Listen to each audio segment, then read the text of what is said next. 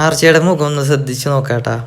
പേടിയാണോ അതോ ക്യൂരിയോസിറ്റി ആണോ എന്താണെന്നുള്ളത് നിങ്ങൾ കമൻറ്റ് ചെയ്യുക. നമ്മൾ ഒരു ചായ കുടിക്കാൻ എവിടെ വരെ പോകാനും തയ്യാറാണ്. അതുപോലെ ഞങ്ങൾ ഇന്ന് എത്തിപ്പെട്ട ഒരു സ്ഥലമാണ് ഇപ്പം നിങ്ങൾ കണ്ടുകൊണ്ടിരിക്കുന്നത്. 26, ഒന്നുകൂടി പറയാണ്, 26 ഖബറുകളുടെ നടുവിലിരുന്നിട്ടാണ് ഞങ്ങൾ ഇന്ന് ചായ കുടിക്കാനായിട്ട് പോകുന്നത്. അപ്പോൾ ഇതിനെക്കുറിച്ചുള്ള വീഡിയോ ആണ്. അപ്പോൾ എല്ലാവരും വീഡിയോ കാണാം. ഹലോ ഗൈസ്, എല്ലാവർക്കും നമ്മുടെ പുതിയൊരു വീഡിയോയിലേക്ക് സ്വാഗതം. ഇപ്പോൾ നിങ്ങളെ കണ്ടുകൊണ്ടിരിക്കുന്നതാണ് ഗുജറാത്തിലൊരു ബസ് സ്റ്റോപ്പ്. ഇതെന്താ സംഭവം എന്ന് വെച്ച് കഴിഞ്ഞാൽ, ഈ ഒരു സിസ്റ്റത്തിന് പറയുന്ന പേര് റാപ്പിഡ് ട്രാൻസിറ്റ് സിസ്റ്റം എന്നാണ് ഇതിനെ പറയുന്നത്. അതായത് ഈ ഒരു സിറ്റിയിലെ ട്രാഫിക് കൺട്രോൾ ചെയ്യാൻ വേണ്ടിയിട്ട്, അതായത് പബ്ലിക് ട്രാൻസ്പോർട്ട് കുറച്ചുകൂടി ഈസി ആക്കാനും ഈ ട്രാഫിക്കിൽ കുടുങ്ങി ആകെ ഒച്ചപ്പാടും ബഹളം ഇല്ലാതിരിക്കാനും വേണ്ടി ഇവിടുത്തെ ഗവൺമെൻറ് സെറ്റ് ചെയ്തൊരു ട്രാക്കാണ് ഈ കാണുന്നത്. ഇതിൻ്റെ പ്രത്യേകത എന്ന് വെച്ചാൽ, ഈ ഒരു ട്രാക്കിലൂടെ ബസ്സുകൾക്ക് മാത്രം, അതായത് ഇതിൽ കുറച്ച് ബസ്സുകളുണ്ട്, ആ ഒരു ബസ്സുകൾക്ക് മാത്രമാണ് ഇതിൽ കൂടെ പോകാനുള്ളൊരു പെർമിഷനുള്ളൂ. പിന്നെ ഉള്ളത് ഇൻ കേസ് എമർജൻസി, അതായത് ആംബുലൻസ്, ഫയർ, പോലീസ്, ഇതിനൊക്കെ പോകാനും ഈ ഒരു ട്രാക്ക് യൂസ് ചെയ്യാനായിട്ട് പറ്റും. മറ്റുള്ള പ്രൈവറ്റ് വെഹിക്കിൾസ് ഇതിനകത്തേക്ക് കയറ്റാൻ പാടില്ല എന്നാണ്. ഇനി കയറ്റി കഴിഞ്ഞ് കഴിഞ്ഞാൽ നമുക്ക് ചിലപ്പോൾ ഫൈൻ കിട്ടാനുള്ളൊരു ചാൻസ് ഉണ്ട്. ഇതാ പോകണ്ടില്ലേ, അതൊരു ബസ്സാണ് കേട്ടോ. അപ്പോൾ ഈ ഒരു ബസ് സ്റ്റോപ്പ് എന്ന് പറയുന്നത്, ഇതിനകത്ത് നമ്മൾ കയറിയിട്ട് ടിക്കറ്റ് എടുത്തിട്ട് വേണം ബസ്സിനകത്ത് കയറാനായിട്ട്. നമ്മുടെ മെട്രോയിലൊക്കെ കയറുന്ന സെയിം സിസ്റ്റം തന്നെയാണ് ഇതിനകത്തും. അതുപോലെ തന്നെ ബസ് വരുമ്പോൾ ഓട്ടോമാറ്റിക്കലി ഈ സ്റ്റാൻഡിനകത്തുള്ള ഡോർ ആദ്യം ഓപ്പൺ ആവും, എന്നിട്ട് ബസ്സിൻ്റെ ഡോർ ഓപ്പൺ ആവും. അങ്ങനെ തന്നെയാണ് ഈ ഒരു സിസ്റ്റം ഉള്ളത്. നല്ല അടിപൊളിയാണ്, നല്ല യൂസ്ഫുള്ളാണ്. നമുക്ക് ബൈക്കൊന്നും ഇല്ലെങ്കിൽ സുഖമായിട്ട് ഓഫീസിലേക്കൊക്കെ പോകാനും വരാനൊക്കെ ഭയങ്കര ഈസിയാണ് ഇതിനകത്ത് ട്രാവൽ ചെയ്യാൻ. അതായത് ബ്ലോക്കിൽ നമ്മളധികം കുടുങ്ങില്ല, അങ്ങനെ ഒരു ഗുണമുണ്ട്. ഇത് ഈ ഒരു ട്രാക്കാണ് കേട്ടോ, ഈ നടുവിൽ കാണുന്ന ട്രാക്കാണ് ഞാൻ പറഞ്ഞത്.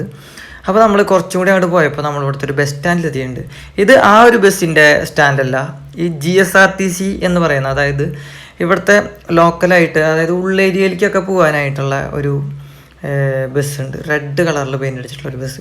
ആ ബസ്സിൻ്റെ ഒരു സ്റ്റാൻഡാണ് ഈ കാണുന്നത്. നല്ല നീറ്റായിട്ടുള്ള സ്റ്റാൻഡ്. അപ്പോൾ അത് ഞാൻ കണ്ടപ്പോൾ ഒന്ന് നിങ്ങൾക്ക് കൂടി ഒന്ന് കാണിച്ചു തരാൻ തോന്നി. അതുകൊണ്ട് നമ്മളിവിടെ ബൈക്കൊന്ന് നിർത്തി ഇറങ്ങിയതാണ്. ഈ കാണുന്ന ഭാഗം ഈ സ്റ്റാൻഡിനകത്ത് കയറാത്ത ബസ്സുകൾക്ക് പോകാനും അവിടെ ആൾക്കാരെ പിക്ക് ചെയ്യാനുള്ളൊരു പോർഷനാണ്. അപ്പുറത്തെ സൈഡിൽ കൂടെയാണ് കേട്ടോ ഈ ഒരു സ്റ്റാൻഡിനകത്തുനിന്ന് ബസ് പുറത്തേക്ക് പോകുന്നത്. ഇതിലെ എൻട്രിയാണ്, അതിലാണ് ഔട്ട് വരുന്നത്. അപ്പോൾ ഞാൻ കുറച്ചൊന്ന് ഉള്ളിലേക്ക് പോയിട്ട് ആ ഉൾഭാഗം ഒന്ന് കാണിച്ചു തരാം. അറിയില്ല നമുക്കിവിടെ വീഡിയോ ഒക്കെ എടുക്കാൻ എന്തെങ്കിലും റിസ്ട്രിക്ഷൻ ഉണ്ടോ എന്നുള്ളത്. ഇൻ കേസ് എടുക്കാൻ പറ്റില്ല എന്ന് പറയുകയാണെങ്കിൽ നമുക്ക് സ്റ്റോപ്പ് ചെയ്യാം. അപ്പോൾ അതുവരെ ഞാൻ കാണിച്ചു തരാം ഇവിടുത്തെ ഭാഗങ്ങൾ. നല്ല വെയിലുണ്ട്, ഭയങ്കര ചൂടാണ്, 40 ഡിഗ്രി കൂടുതലാണ് ടെമ്പറേച്ചർ ഉള്ളത്. അപ്പോൾ അതുകൊണ്ട് തണലത്ത് നിന്നിട്ട് ഞാൻ ഇതൊക്കെ ഒന്ന് കാണിച്ചു തരാം. അപ്പോൾ ഇതാണ് ആ ഒരു ബസ് സ്റ്റാൻഡ് എന്ന് പറയുന്നത്. അത്യാവശ്യം നല്ല നീറ്റ് ആൻഡ് ക്ലീൻ ആണ് കേട്ടോ, നല്ല ക്ലീനാണ്. ഇങ്ങനൊരു ഗവൺമെൻറ്റിൻ്റെ ഒരു സംഭവം ബസ് സ്റ്റാൻഡ് എന്നൊക്കെ പറയാൻ നല്ല അടിപൊളിയാണല്ലോ. ഇത്രയും വലിയൊരു സിറ്റിയിൽ ഇത്രയും നീറ്റായിട്ടുള്ളൊരു ബസ് സ്റ്റാൻഡ് കാണാമെന്ന് പറയുന്നത് നല്ല അടിപൊളി ഒരു കാര്യം തന്നെയാണ്. അപ്പോൾ നമ്മളൊരാളെ അവിടെ പുറത്ത് നിർത്തിയിട്ടാണ് ഇപ്പോൾ ഇങ്ങോട്ട് വന്നേക്കുന്നത്. എന്താ വെച്ച് കഴിഞ്ഞാൽ ബൈക്കൊന്നും ഇതിനകത്തേക്ക് അങ്ങോട്ട് കയറ്റാനായിട്ട് പറ്റില്ല. പിന്നെ കയറ്റി കഴിഞ്ഞാൽ അവിടെ വെയിലത്ത് നിൽക്കേണ്ടതായിട്ട് വരും. അപ്പോൾ ആർച്ചനെ അവിടെ പുറത്ത് നിർത്തിയേക്കാണ്. ഗുജറാത്തിൽ ചൂടും പൊടിയൊക്കെ കൂടുതലായ കാരണം എല്ലാവരും, ഗേൾസിൻ്റെ കാര്യമാണ്, എല്ലാവരും മുടിയും തലയും മുഖവും ഒക്കെ പൊതിഞ്ഞ് കൂളിംഗ് ഗ്ലാസ്സൊക്കെ വെച്ചിട്ടാണ് നിൽക്കുക. അപ്പോൾ അതുപോലെ ഒരാളെ ഞാനിപ്പോൾ കാണിച്ചു തരാം. നമ്മുടെ ബൈക്കിൻ്റെ അവിടെ നിൽക്കുന്നുണ്ട്. അപ്പോൾ ആർച്ച അതാ ബൈക്കുമ്പോൾ കയറിയിരിക്കുന്നുണ്ട്. അപ്പോൾ ഇങ്ങനെയാണ് ഇവിടെ പൊതുവെ ലേഡീസൊക്കെ ട്രാവൽ ചെയ്യുമ്പോൾ, 2 വീലറിൽ ട്രാവൽ ചെയ്യുമ്പോൾ ഇതേപോലെ ആയിരിക്കും പോവുക. അവർ മുഖമൊക്കെ ഫുള്ള് കവർ ചെയ്തിട്ട് തന്നെയാണ് കേട്ടോ പോവുക. ഇതാണ് നമ്മുടെ ആ ഒരു പള്ളി. ഈ പള്ളിയുടെ ഖബർസ്ഥാനിലാണ് ഇന്ന് നമ്മളിരുന്ന് കാപ്പി പിടിക്കാനായിട്ട് പോകുന്നത്.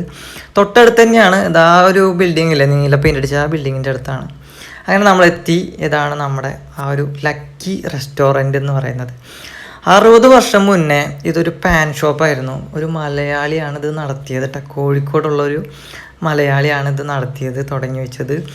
അങ്ങനെ ആ പുള്ളി ഈ ഒരു പാൻ ഷോപ്പിനെ ഡെവലപ്പ് ചെയ്ത് ഒരു റെസ്റ്റോറൻ്റ് ആക്കി. ഇവിടുത്തെ മെയിൻ ഐറ്റം എന്ന് പറയുന്നത് ഈ മസ്കാബനാണ്. ഇപ്പോൾ നിങ്ങൾ കണ്ടില്ലേ, ആ ഒരു മസ്കാബനാണ്. ഈ കാണുന്ന ഹോട്ടലാണ് കേട്ടോ ലക്കി എന്ന് പറയുന്നത്, നമ്മളിപ്പോൾ കയറിയത്. അപ്പോൾ അവിടെയാണ് ആ ഒരു പള്ളി ഉള്ളത്. ഈ മസ്കാബനും ചായയാണ് ഇവിടുത്തെ മെയിൻ ഐറ്റം. ചൂട് കൂടുതലുള്ള കാരണം നമ്മൾ ചായയിലേക്ക് പോയില്ല, നമ്മളൊരു മിൽക്ക് ഷേക്കാണ് കുടിച്ചത്. അപ്പോൾ ഈ ഒരു ഹോട്ടലിലേക്ക് വരുമ്പോൾ നമ്മൾ ആദ്യം തന്നെ വെൽക്കം ചെയ്യുന്ന ഈ 2 ഖബറുകളാണ് ഈ ഒരു ഭാഗത്തുള്ള എൻട്രിയിൽ നമ്മളെ വെൽക്കം ചെയ്യാനായിട്ട് നിൽക്കുന്നത്. അപ്പോൾ ഈ ഒരു ഭാഗം നല്ല വൃത്തിയിൽ അവർ തുണിയൊക്കെ വെച്ച് കവർ ചെയ്ത് അതിൻ്റെ മുകളിൽ റോസാപ്പൂവൊക്കെ വെച്ചിട്ടുണ്ട്. കുറേ റോസാപ്പൂവൊക്കെ വെച്ചിട്ടുണ്ട് ഈ ഒരു കവറിൻ്റെ. എനിക്ക് തോന്നുന്നത് ഈ ഒരു കവർ എന്തോ സ്പെഷ്യലാണെന്ന് തോന്നുന്നു, എന്തോ മെയിനായിട്ടുള്ള ആരുടെയോ കവറുകളാണെന്നാണ് തോന്നുന്നത്. പിന്നെ നമ്മൾ ഇതിനകത്ത് കയറിയപ്പോൾ പിന്നെയും ഖബറുകൾ, ഒരു 26 ഖബറുകൾ ഇവിടെ ഉണ്ട്. ഇവിടെയുള്ള ടേബിളിനേക്കാളും കൂടുതലാണ് ഇവിടെ ഖബറുകൾ എന്ന് തന്നെ പറയണം. എല്ലാ ഖബറിലും ദിവസവും പുഷ്പം വെച്ച് അതിനെ ക്ലീൻ ചെയ്തിട്ടാണ് ഇവിടെ ഹോട്ടൽ തുറക്കുകയുള്ളൂ. അതിനുശേഷം മാത്രമാണ് ഇവിടെ ആളുകൾക്ക് ഭക്ഷണം കൊടുക്കുകയുള്ളൂ. നമ്മളിതൊക്കെ കണ്ടിട്ട് ആരും വരില്ല എന്നൊക്കെ വിചാരിക്കുമെങ്കിൽ നമുക്കത് തെറ്റി. ഭയങ്കരമായിട്ട് തിരക്കുള്ള ഒരു റെസ്റ്റോറൻ്റ് ആണ്. ഏകദേശം ഈ ഒരു ഖബറുകൾക്ക് 400 വർഷത്തോളം പഴക്കമുണ്ടെന്നാണ് പറയപ്പെടുന്നത്. അങ്ങനെ നമ്മൾ ഈ ഒരു റെസ്റ്റോറൻറ്റിൽ വന്ന് അടിപൊളി ഒരു മസാല ദോശയും അതുപോലെ തന്നെ മസ്കാവനും ഒക്കെ കഴിച്ചു. പിന്നെ ഇവിടുത്തെ ഖബറുകളുടെ സൈസിൽ നല്ല വ്യത്യാസങ്ങളുണ്ട്. അതായത് കൊച്ചു കുട്ടികൾ മുതൽ മുതിർന്നവരെ ഖബറുകൾ വരെ ഉണ്ടെന്നാണ് ആ ഒരു സംഭവം സൂചിപ്പിക്കുന്നത്. എന്താ വെച്ചാൽ ചെറിയ ചെറിയ ഖബറുകളുണ്ട്, അതുപോലെ തന്നെ വലിയതുണ്ട്, മിഡ് റേഞ്ച് ആയിട്ടുണ്ട്. കണ്ട പൂക്കളൊക്കെ ഉണ്ടോ, ഡെയിലി വെക്കും ഈ ഒരു പൂക്കൾ. അതുപോലെ തന്നെ ഇത് ക്ലീൻ ചെയ്യലും പൊടിയും കാര്യങ്ങളൊക്കെ ഉണ്ടെങ്കിൽ അതൊക്കെ ക്ലീൻ ചെയ്തിട്ടാണ് ഈ ഒരു ഷോപ്പിലത്തെ ബിസിനസ് തുടങ്ങുന്നതേ ഉള്ളൂ. പിന്നെ ഇവിടെ ഒരു റൂമർ ഉണ്ട് എന്ന് വെച്ച് കഴിഞ്ഞാൽ, നമ്മൾ എന്തെങ്കിലും ഒരു കാര്യത്തിന് പോകുമ്പോൾ ഇവിടെ നിന്നൊരു കാപ്പി കുടിച്ച് പോയി കഴിഞ്ഞ് കഴിഞ്ഞാൽ അത് നമ്മൾ പോകുന്ന കാര്യം വളരെ സക്സസ്ഫുള്ളായിട്ട് നടക്കും എന്നൊരു റൂമറുണ്ട്. അതിനെക്കുറിച്ച് ഞാൻ കൂടുതലൊന്നും പറയുന്നില്ല. അപ്പോൾ ആർച്ച തൊട്ടടുത്തിരുന്ന് അങ്ങോട്ടൊന്ന് നോക്കും, എന്നെ ഒന്ന് നോക്കും, പിന്നെ മുന്നിലിരിക്കുന്ന മസ്കാബിനൊന്ന് നോക്കും. പേടിയൊന്നുമില്ല എന്നാണ് മൂപ്പരാൾ പറഞ്ഞത്. നല്ല കോൺഫിഡൻ്റ് ആണ് ഇവിടെ വന്നിരിക്കാനായിട്ട്. ജീവിതവും മരണവും അതുപോലെ തന്നെ നമ്മളൊരാൾ മരിച്ചു കഴിഞ്ഞാൽ ഇത്രേ ഉള്ളൂ, അതിനപ്പുറത്തേക്കൊന്നുമില്ല എന്നുള്ള ഒരു പാഠം കൂടി നമുക്കിവിടെ നിന്ന് മനസ്സിലാക്കും. അതുപോലെ തന്നെ നമ്മൾ അവിടെ നിന്ന് ഇറങ്ങി. അപ്പോൾ പള്ളിയൊന്ന് കണ്ടിട്ട് അതിൻ്റെ ഫ്രണ്ടിലൂടെ പോകാമെന്ന് കരുതിയിട്ടാണ് നമ്മളിങ്ങോട്ട് എന്താ കാണുന്നതാണ് കേട്ടോ നമ്മുടെ റെസ്റ്റോറൻറ്റ്, നമ്മൾ ചായ കുടിച്ച റെസ്റ്റോറൻറ്റ്. അപ്പോൾ അതിൻ്റെ തൊട്ടിപ്പുറത്ത് തന്നെയാണ് നമ്മുടെ ആ ഒരു പള്ളി ഉള്ളത്. അങ്ങനെ ഭക്ഷണമൊക്കെ കഴിച്ച് നമ്മൾ ഹോട്ടലിൽ നിന്ന് ഇറങ്ങി നമ്മളിനി തിരിച്ചു പോവുകയാണ്. അപ്പോൾ ഇനി നമ്മൾ പോകുന്ന വഴിയിലാണ് സബർമതി റിവർ ഉള്ളത്. ഈ സബർമതി റിവറിന് കുറുകെയായിട്ട് ഇവിടുത്തെ ഗവൺമെൻറ് ഒരു പാലം പണിയുന്നുണ്ട്, ഒരു ഫുട് ബ്രിഡ്ജ്. അതിപ്പോൾ ഞാൻ കാണിച്ചു തരാം. 73 കോടി രൂപയാണ് ഈ ഒരു ഫുട് ബ്രിഡ്ജ് പണിയാനായിട്ട് ചിലവായിട്ടുള്ളത് കേട്ടോ. അപ്പോൾ ഇതിൻ്റെ അടിപൊളി ഒരു വീഡിയോ ഞാൻ ചെയ്തിട്ടുണ്ട് തൊട്ട് മുന്നേ. പക്ഷേ ആ ഒരു വീഡിയോയ്ക്ക് കോപ്പിറൈറ്റിൻ്റെ ഇഷ്യൂ കിട്ടിയ കാരണം അതിൻ്റെ ഓഡിയോ കട്ടായി പോയി. അപ്പോൾ അതിൻ്റെ ഡീറ്റെയിൽ ആയിട്ട് ആർക്കെങ്കിലും അറിയണം എന്നുണ്ടെങ്കിൽ ഞാൻ ആ വീഡിയോ ഒന്നും കൂടിയും അപ്ലോഡ് ചെയ്യാം. ആവശ്യമുണ്ടെങ്കിൽ മാത്രമേ ചെയ്യുള്ളൂ. അങ്ങനെ ഉണ്ടെങ്കിൽ ഒന്ന് കമൻറ്റ് ചെയ്യുക. അപ്പോൾ അതിൻ്റെ ആ ഡീറ്റെയിൽ ഞാൻ അതിൻ്റെ ആ ഒരു പാലത്തിനെ കുറിച്ചുള്ള കാര്യങ്ങളൊക്കെ പറഞ്ഞുള്ളൊരു വീഡിയോ ഉണ്ട്, അത് ഞാൻ ഒന്നും കൂടി അപ്ലോഡ് ചെയ്യാം. അപ്പോൾ ഇതാണ് ആ ഒരു പാലം, സബർമതി റിവറിന് കുറുകെയുള്ള ഒരു പാലം കേട്ടോ, ഫുട് ബ്രിഡ്ജ്, അടൽ ബ്രിഡ്ജ് എന്നും പറയും കേട്ടോ. പിന്നെ ഈ ഒരു സബർമതിയുടെ 2 സൈഡിലായിട്ടും പാരലായിട്ട് അടിപൊളി 2 റോഡുകളുണ്ട്. ഇപ്പുറത്തെ സൈഡിലുണ്ട്, അതുപോലെ തന്നെ അതിൻ്റെ അപ്പുറത്തെ ഓപ്പോസിറ്റ് സൈഡിലുണ്ട്. പിന്നെ ഈ ഒരു റിവറിനോട് ചേർന്നിട്ട് തന്നെ കുട്ടികൾക്ക് കളിക്കാനായിട്ട് അതിമനോഹരമായ ഗാർഡനൊക്കെ സെറ്റ് ചെയ്തിട്ടുള്ള സൂപ്പർ പാർക്ക് ഉണ്ട്. അതുപോലെ തന്നെ നടക്കാനായിട്ടൊരു വാക്ക് വേ ഉണ്ട്, സൈക്ലിങ് ചെയ്യാനൊക്കെയുള്ള സൗകര്യം ഇവിടെ ഉണ്ട്.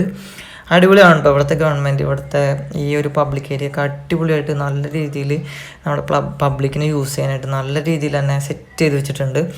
അപ്പോൾ ഇനി ഗുജറാത്തിലെ അടുത്തൊരു വീഡിയോയിൽ കാണുന്നവരെല്ലാവർക്കും നന്ദി, നമസ്കാരം. വീഡിയോ ഇഷ്ടപ്പെട്ട് കഴിഞ്ഞാൽ എല്ലാവർക്കും ഷെയർ ചെയ്യുക, ലൈക്ക് ചെയ്യുക, കമൻറ്റ് ചെയ്യുക. പിന്നെ നമ്മുടെ സബ്സ്ക്രൈബും കൂടി ഒന്ന് ചെയ്യുക. പിന്നെ ബെൽ ബട്ടൺ അമർത്താൻ ഞാൻ പറയേണ്ട കാര്യമില്ലല്ലോ.